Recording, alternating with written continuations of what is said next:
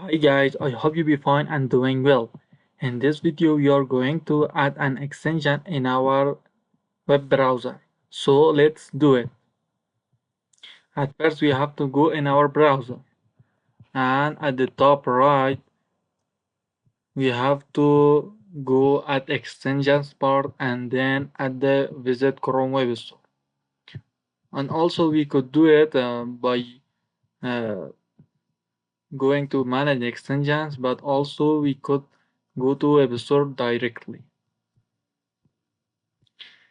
And here you have to search free VPN. For example, other extensions also you could search it. Then you could find out which extension do you want and click.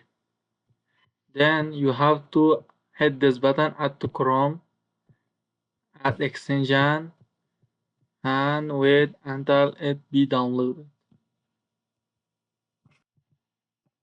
Downloading started. It has been completed. So now this page has been opened automatically. So the extension has been added. Now we have to hit this extensions and pin it in our bar to access it automatically and very easily. So let's hit this one, agree and continue, connect.